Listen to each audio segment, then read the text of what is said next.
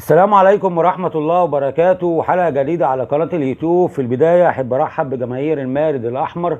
بتمنى من كل يشوف الحلقة يعمل لايك وشير واشتراك في القناة ويفعل زر الجرس ليصله كل جديد عن النادي الأهلي، ولينك صفحتي على الفيسبوك عندك في أول تعليق مثبت. لو مش متابعني اعمل لي متابعة.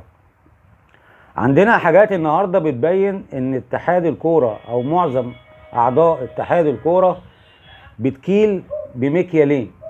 بمعنى النهارده حازم امام عضو مجلس اداره اتحاد الكوره يقرر عدم حضور مباراه السوبر بين الاهلي وبيراميدز ويلغي سفره الى الامارات اعتراضا على قرار لجنه التظلمات بتجميد ايقاف كهرباء، ويرفض ضغوط مسؤول اتحاد الكوره بضروره حضور المباراه.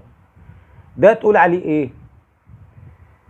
ده تقول ان لو واحد زي حازم امام مسك اتحاد الكوره مش هنشوف النادي الاهلي بياخد اي بطوله محليه.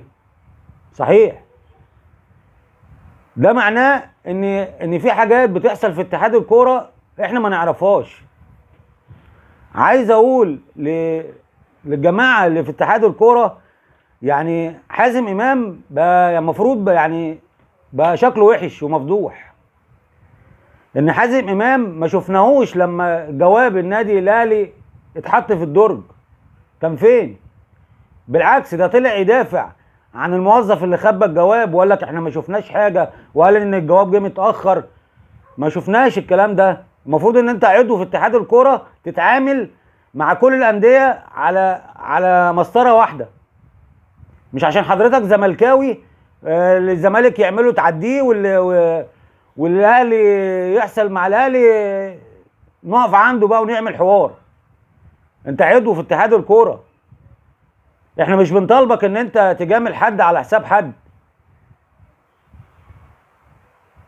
وازاي عضو في اتحاد الكوره يعترض على قرار لجنه التظلمات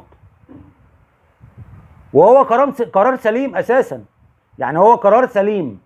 بيعترض على ليه بقى؟ هو بيعترض عشان هو راجل في الموضوع ده بيتعامل على انه زملكاوي، بيتعامل بانتمائه، مش بيتعامل على انه هو عضو في مجلس اداره اتحاد الكوره. وده غلط. والمفروض ان العضو اللي بيبان عليه انتمائه اكتر من اسلوبه في شغله يمشي، يفصلوه. طالما انت مش هتمشي بعدل ربنا. اي عضو في اتحاد الكوره لازم يتعامل مع الامور بحياديه مع الفرق كلها طالما انت راجل مسؤول. كنت فين لما الزمالك مرتضى منصور راح ايد اللعيبه بعد الساعه 12 بالليل وتأيدوا في شهر 3؟ بعدين ما سمعناكش، ما اتكلمتش، ما اعترضتش. كنت فين؟ حاجه غريبه، حاجه غريبه. يعني عضو في مجلس اداره اتحاد الكوره المفروض يبقى يعني يبقى مظبوط اكتر من كده في قراراته وتعاملاته، حتى يعني ما يزعلش الناس منه. هو هيرضي جماهير نادي الزمالك على حساب جماهير النادي الاهلي مثلا يعني؟ وعلى فكره الموضوع ده يعني حضوره او عدم حضوره في المباراه ده ما يشغلناش اساسا. بس هو كعضو في مجلس اتحاد الكوره المفروض يبقى راجل مسؤول، ما يطلعش كلام زي ده ويقول انا مش هحضر المباراه عشان اعتراض على لجنه التظلمات. ليه؟ عايز تمشيها بايه؟ عايز تظلم النادي الاهلي؟ حاجه غريبه، حاجه مستفزه، حاجه مستفزه لجماهير النادي الاهلي. هي دي الامور اللي بتمشي في اتحاد الكوره بالمنظر اللي احنا شايفينه ده. اما يطلع عضو زملكاوي يعترض على قرار لجنه التظلمات لمجرد انتمائه. لو الراجل ده مش شغال، مش عامل بوظيفته، مش عامل ان هو عضو في مجلس اداره اتحاد الكوره، لا. ويا ريته بيتشكر في الاخر. يعني يا ريته بيتشكر. لا، ده بياخد على دماغه وبيتشتم وما بيتكلمش.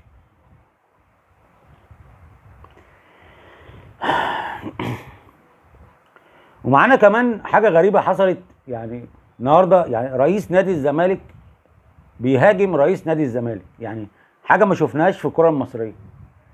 رئيس نادي الزمالك المعزول بيهاجم رئيس نادي المؤقت سليمان وهدان.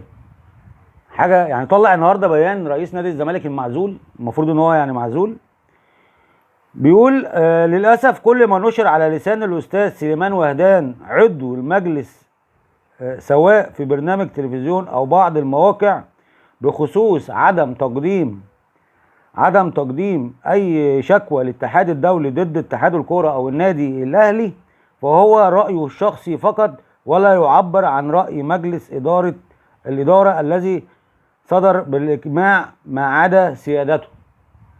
يعني حتى هو مش معترف بيه كرئيس مؤقت، يعني رئيس النادي المعزول مش معترف بسليمان وهدان ان هو رئيس نادي الزمالك المؤقت، وبيقول عليه ان هو عضو عادي.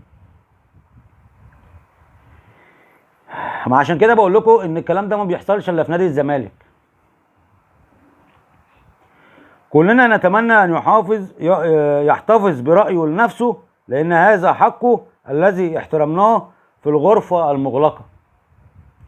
الغرفة المغلقة ازاي وانت حضرتك طالع تقول اللي حصل في الغرفة المغلقة؟ اما ان يعلن عن كافة وسائل الاعلام لشيء نعلمه فهذا ليس من حقه، وخاصة انه ليس المتحدث الرسمي باسم النادي لانه ليس رئيسا له. امال مين رئيس النادي؟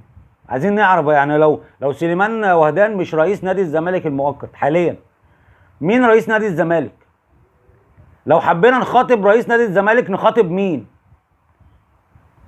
حاجة غريبة، يعني حاجة بتدعو للسخرية.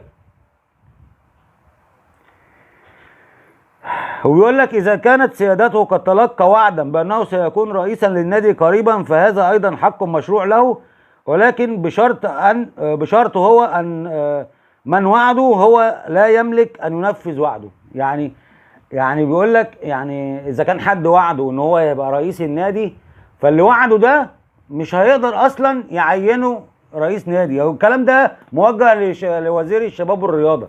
يعني مرتضى منصور بيقول لوزير الشباب والرياضة لو انت عندك القدرة ان انت تعزلني وتعين سليمان وهدان عينه. دي اهانة لوزير الشباب والرياضة. الراجل بيتكلم بكل، انا مش عايز اغلط، بكل يعني بكل بجاحة. يعني اللي عنده حاجة يعملها، اللي عنده حاجة يعملها مع مرتضى منصور. محدش يقدر يعزل مرتضى منصور، ولا وزير الشباب والرياضه ولا حكم المحكمه، واللي عندكم حاجه يعملوها، ولا اتحاد الكوره. والراجل من حقه بصراحه يعمل اكتر من كده. الراجل من حقه يعمل اكتر من كده طالما مش شايف حد يقف قدامه وينفذ القانون. احنا مش بنقول ينفذ حاجه تاني، ينفذ القانون. الراجل طالع يقول يا جدعان محدش يقدر يشيلني من منصبي. احنا هنشوف بقى ايه يعني رد فعل المسؤولين عن البيان اللي طلعه رئيس نادي الزمالك المعزول. هو معزول، ما نقدرش نقول عليه غير انه معزول، لكن بقى انه يتعزل فعلي او مش يتعزل، دي حاجه بقى تخص المسؤولين عن الكوره في مصر، تخص وزير الشباب والرياضه. مين اللي هيقدر ينفذ حكم المحكمة؟ مين اللي مديله القوة انه يتكلم بالجراءة دي؟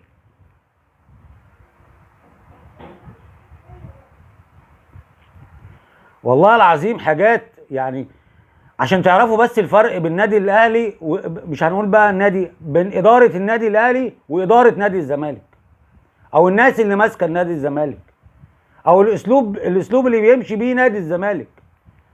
وانتوا كده يعني يعني نادي الزمالك هيقوم بالوضع ده هيقع اكتر. وكمان عشان تعرفوا الفرق بين اداره النادي الاهلي. اداره النادي الاهلي بتتعامل بكل حاجه باحترافيه وبالقانون.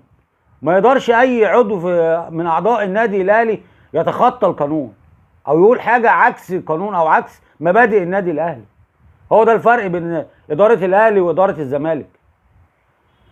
وثقافه جماهير الاهلي من ثقافه جماهير ادارته. مش بعيد عن بعض. اداره الاهلي ثقافه جماهير النادي الاهلي، الاثنين ثقافه واحده، مبدأ واحد. بالعكس الناحيه الثانيه، بالعكس الناحيه الثانيه خالص. يعني جماهير نادي الزمالك بتوافق اداره الزمالك في حاجات غلط كتير، ودي حاجه تخصها، بس حاجات غلط بتهد النادي، عكس اداره النادي الاهلي.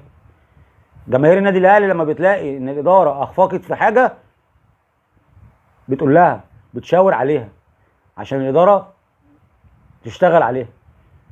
وهو ده الفرق اللي بين النادي الاهلي واداره الاهلي واداره نادي الزمالك.